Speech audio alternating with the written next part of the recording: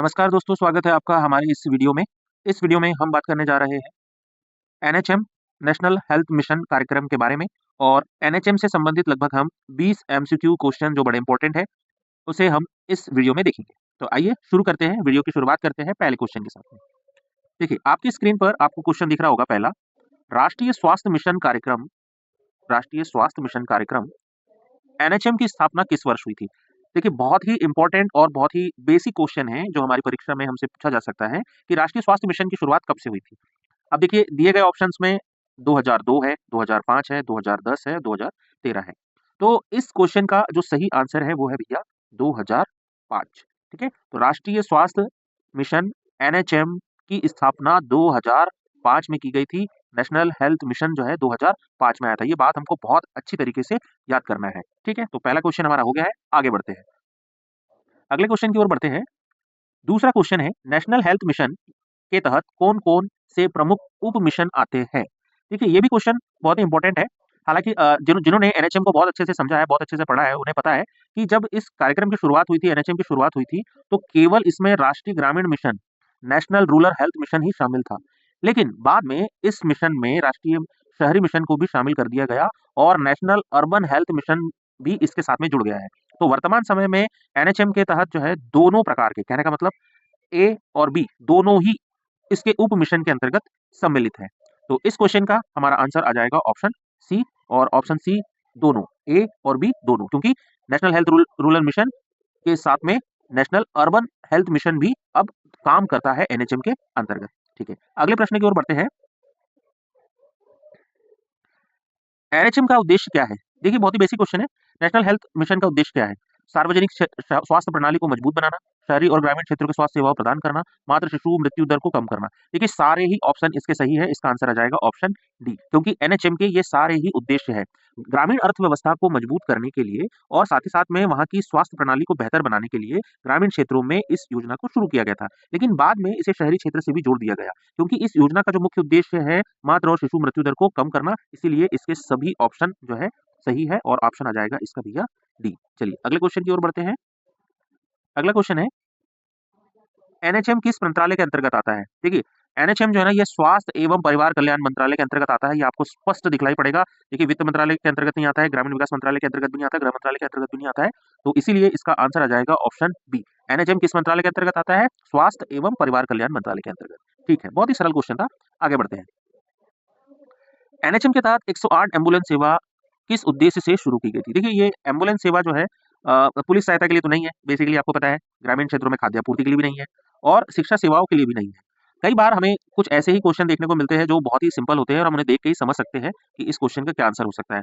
तो आपातकालीन चिकित्सा सेवा के लिए एम्बुलेंस सर्विसेज होती है, इसीलिए इसका आंसर आ जाएगा ऑप्शन बी। ठीक है? तो इस क्वेश्चन का ऑप्शन है ऑप्शन बी। 5वां क्वेश्चन हमारा कंप्लीट हुआ। आगे बढ़ते हैं। अगला प्रश्न है, एनएचएम का मुख्य फोकस क्षेत्र क्या है? महिला एवं बाल स्वास्थ्य, संचारी और गैर संचारी रोगों की रोकथाम, टीकाकरण अभियान। तो देखिए, इस छठे नंबर के क्वेश्चन का आंसर भी है option number D. D option इसका सही रहेगा, क्योंकि ये सभी काम नेशनल हेल्थ मिशन के अंतर्गत आते हैं, जिसमें महिलाओं और बालकों के स्वास्थ्य के साथ साथ में संचारी और गैर संचारी रोगों की रोकथाम भी इसका मुख्य काम है। ठीक। इसके बाद 7वां क्वेश्चन है, अगला क्वेश्चन है, एनएचएम के तहत आशा कार्यकर्ता की भूमिका क्या होती है?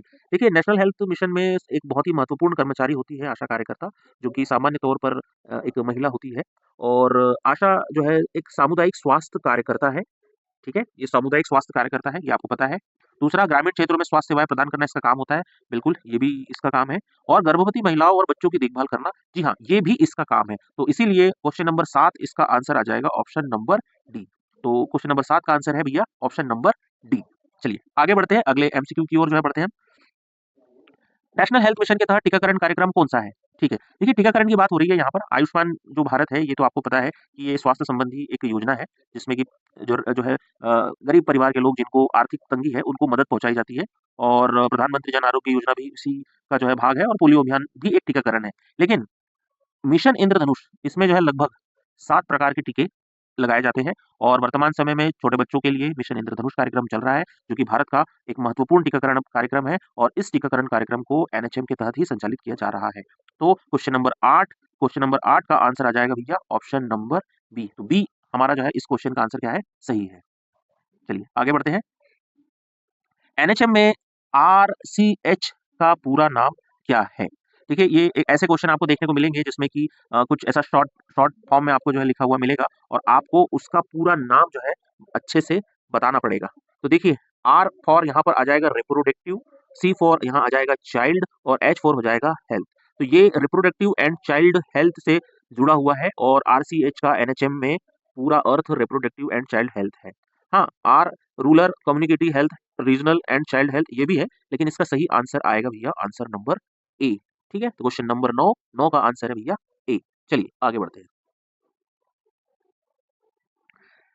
एनएचएम के तहत संचालित जननी सुरक्षा योजना का उद्देश्य क्या है? देखिए जननी सुरक्षा योजना आपको पता है कि गर्भवती महिलाओं से संबंधित है और गर्भवती महिलाओं को प्रसव के दौरान महिलाओं को सुरक्षा प्रदान करना ये भी बिल्कुल सही है। शिशु मातृ मृत्यु दर को कम करना ये भी बिल्कुल सही है और संस्थागत प्रसव को बढ़ावा देना ये भी सही है। तो क्वेश्चन नंबर 10 इसका आंसर आ जाएगा भैया ऑप्शन नंबर डी। डी सही है। क्वेश्चन नंबर 10 का जो है आप लगा दीजिएगा डी। ठीक, आगे बढ़ते हैं। एनएचएम के तहत सबसे निचले स्तर की स्वास्थ्य इकाई क्या होती है? देखिए जिला अस्पताल सबसे बड़ी इकाई है, ये तो हो नहीं सकता है। प्राथमिक स्वास्थ्य केंद्र जो है ये भी नहीं हो सकता है और सामुदायिक सीएचसी ये भी नहीं हो सकता है। इसका आंसर है भैया उपकेंद्र। ठीक है ना? क्योंकि ये प्राथमिक स्वास्थ्य केंद्र भी जो है निचली इकाई नहीं है और सामुदायिक स्वास्थ्य केंद्र भी निचली इकाई नहीं है। उपकेंद्र जो है प्राथमिक स्वास्थ्य केंद्र के उपकेंद्र, सामुदायिक स्वास्थ्य केंद्र के उपकेंद्र हो सकते हैं। इसलिए इसका आंसर आ जाएगा भैया ऑप्शन नंबर सी। तो 11 क्वेश्चन हमारे हो गए हैं और आगे बढ़ते हैं। एनएचएम के तहत 102 एम्बुलेंस सेवा किसके लिए है? देखिए 108 भी है और 102 भी है। लेकिन 102 जो एम्बुलेंस सेवा है ये विशेष तौर पर गर्भवती महिलाओं और नवजात शिशुओं के लिए है और दुर्घटना पीड़ितों के लिए 108 को आप कॉल कर सकते हैं। पुलिस सहायता के लिए भी आप जो है 100 डायल कर सकते हैं और अग्निशमन के लिए भी आप 101 नंबर पर कॉल कर सकते हैं। लेकिन अगर आपको गर्भवती महिलाओं और नवजात शिशुओं के लिए एम्बुलेंस चाहिए तो आप जो है विशेष तौर पर 102 नंबर पर कॉल लगा करके बात कर सकते हैं। तो इसका आंसर आ जाएगा क्वेश्चन नंबर 12। क्वेश्चन नंबर 12 का हमारा आंसर है भैया आंसर ए। ठीक है, चलिए आगे बढ़ते हैं। ठीक है, हाँ, ये एक बहुत आईएमपी मोस्ट आईएमपी क्वेश्चन है। एनएचएम में आशा कार्यकर्ता को किस रूप में जाना जाता है? यहाँ पर बात हो रही है आशा कार्यकर्ता के फुल फॉर्म की। तो आपको ये इतना बेसिक क्वेश्चन है कि आपको आशा का पूरा अर्थ पता होना चाहिए। देखिए A for asserted, S for social, H for health and A for activist.